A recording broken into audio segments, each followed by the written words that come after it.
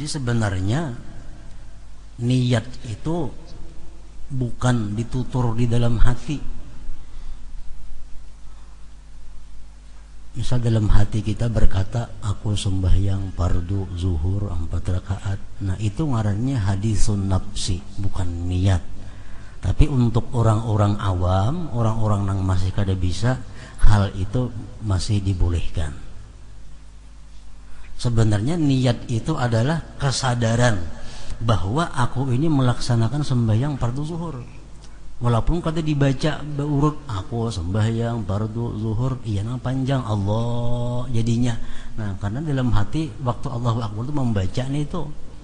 Padahal niat itu sebenarnya adalah waktu kita Allahu Akbar itu, mulut kita Allahu Akbar, hati kita sadar kita ini sembahyang fardu zuhur.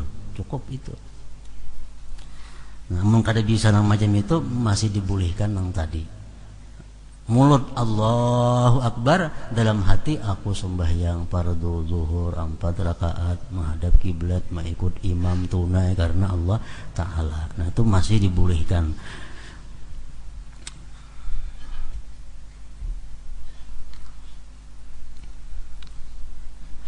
Apabila hal itu telah hadir di dalam hatinya, maka hendaklah ia mengangkat kedua tangannya sampai membetuli dengan kedua bahunya.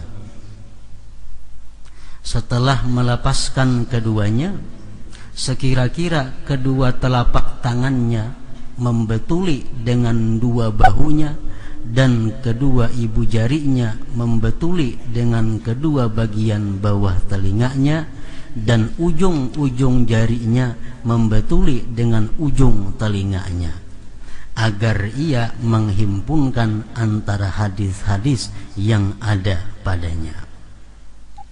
Dan ia menjadi orang yang menghadap dengan kedua telapak tangannya dan kedua ibu jarinya ke kiblat. Dan ia hamparkan jari-jarinya dan tidak menggenggamnya. Dan ia tidak membebani diri pada jari-jari itu dengan merenggangkan dan mengumpulkan, tetapi ia membiarkannya menurut tabiatnya, karena dinakal dalam asar, menyebar dan mengumpul. Ini adalah antara keduanya dan itu adalah lebih utama.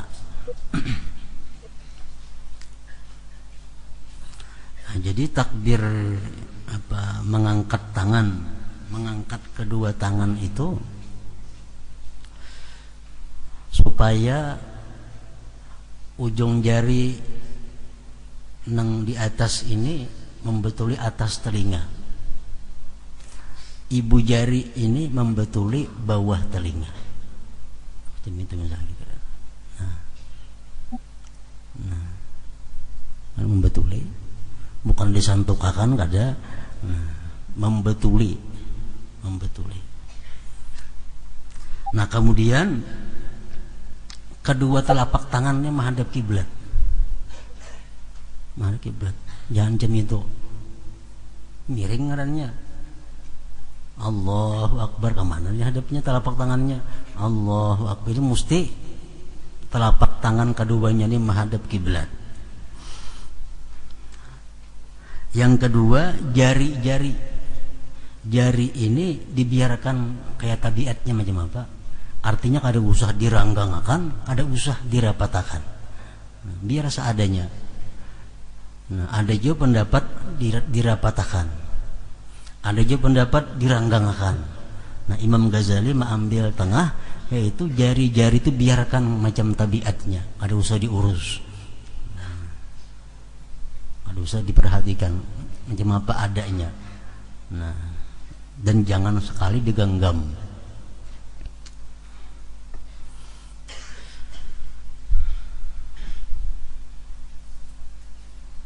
Jadi kita ini perlu latihan juga.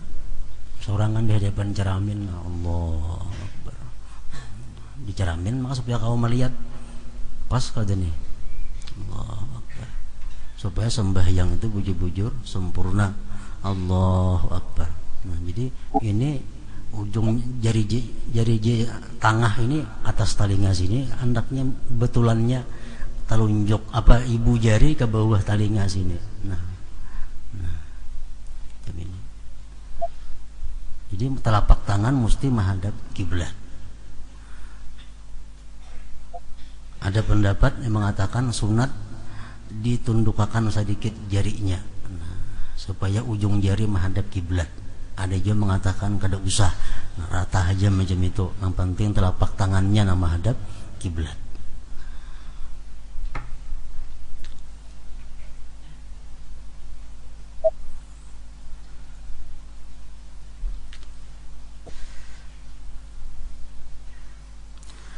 Apabila kedua tangan itu telah menetap pada tempat menetapnya, maka ia mulai takbir dengan melepaskan kedua tangannya dan menghadirkan niat. Kemudian ia letakkan kedua tangan itu atas apa yang di atas pusatnya dan di bawah dada.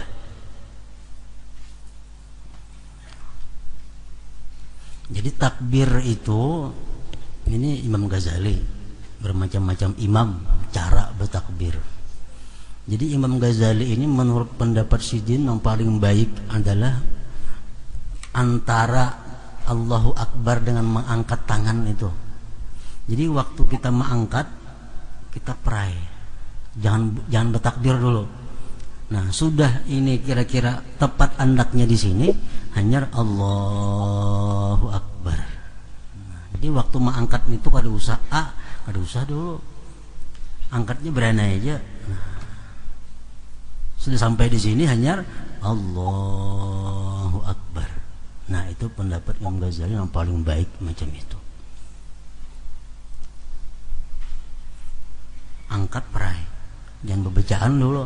Sudah ini gana di sini hanya Allahu Akbar, di hati menghadirkan niat.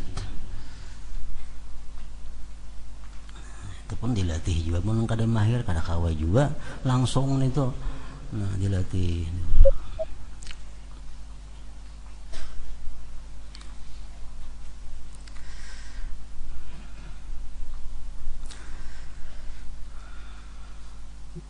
Kemudian ia letakkan kedua tangan itu atas apa yang di atas pusat dan di bawah dada. Nah, jadi di atas pusat, di bawah dada.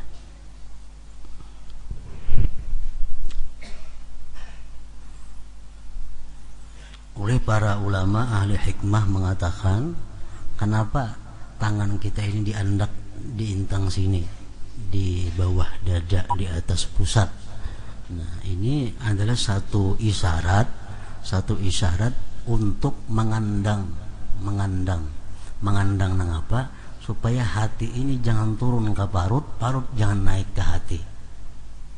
Kan parutnya pikirannya apa? Parutnya urusan makan, urusan minum, segala macam. Nah, jadi urusan itu supaya jangan sampai naik ke hati. Nah, hati supaya jangan turun ke parut. Jadi isyaratnya dikandang dengan ini, tangan diandak di situ.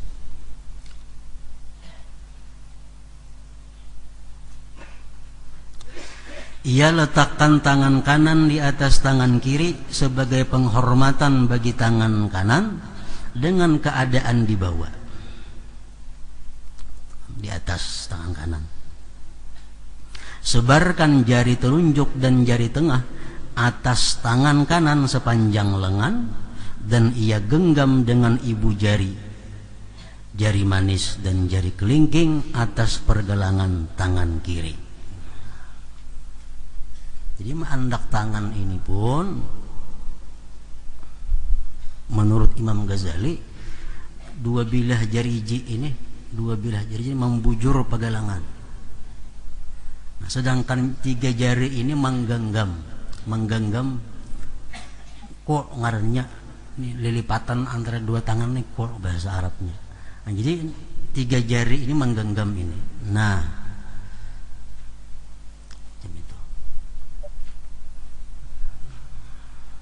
jadi genggam pergelangannya, palipatannya digenggam. Lalu jari dua, telunjuk lawan jari tengah ini membujur tangan. Nah, jam itu. Nah.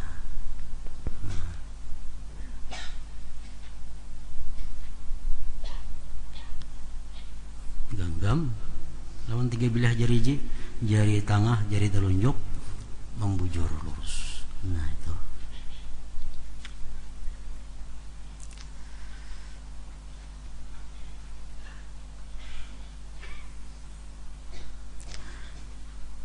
Dan telah diriwayatkan bahwa takbir itu dengan mengangkat kedua tangan, ada juga, dan menetapkan keduanya dan melepaskan keduanya, seluruhnya itu tidak mengapa.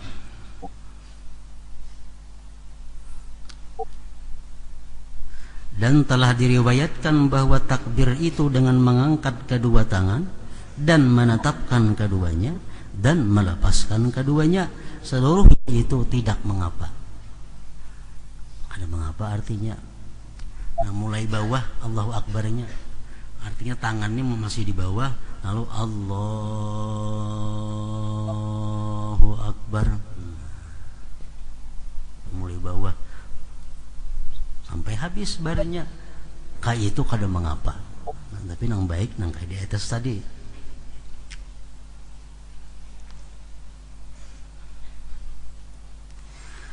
Dan saya memandangnya dengan melepaskan itu adalah layak, karena itu takbir adalah akad. Meletakkan satu tangan atas tangan yang lain adalah bentuk akad. Permulaannya adalah melepaskan tangan dan akhirnya adalah meletakkan tangan. Sedangkan permulaan takbir adalah alif dan akhirnya adalah ra.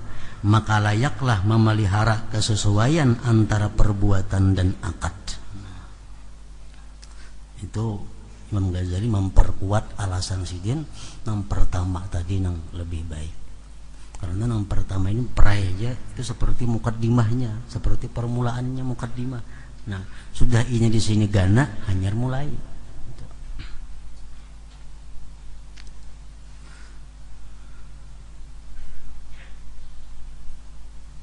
Maka layaklah memelihara kesesuaian antara perbuatan dan akad. Adapun mengangkat tangan adalah seperti mukaddimah bagi permulaan itu. Kemudian tidak layak untuk mengangkat kedua tangannya ke depan seperti menolak bacaannya itu, ini mengangkat membujur menolak ketika takbir.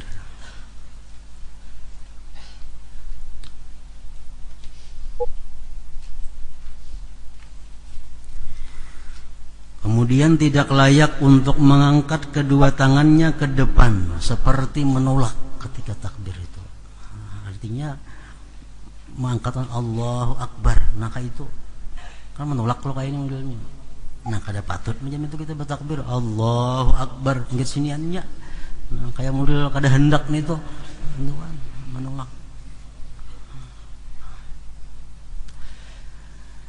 Dan ia tidak menarik keduanya ke belakang bahunya, liwat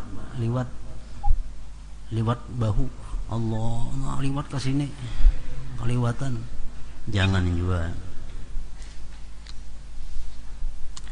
Dan tidak menyentakkan ke kanan dan ke kiri apabila ia telah selesai dari takbir. Allahu Akbar, misalnya diurak tangan, Allahu Akbar, nah jangan juga, biar aja lurus. Dan ia lepaskan kedua tangan itu dengan lepasan yang ringan. Ia memulai dengan meletakkan tangan kanan di atas tangan kiri setelah pelepasan tangan itu. Di dalam sebagian riwayat bahwasanya Nabi sallallahu alaihi wasallam kana idza kabbara arsala yadayhi wa idza arada ay yaqra'a wada'a al-yumna 'ala al-yusra. Artinya beliau apabila bertakbir maka beliau melepaskan kedua tangannya. Apabila beliau mau membaca maka beliau letakkan tangan kanan di atas tangan kiri. Jika hadis ini sahih maka itu lebih utama daripada apa yang telah kami sebutkan. Namun hadis ini kada sahih, hadisnya dhaif.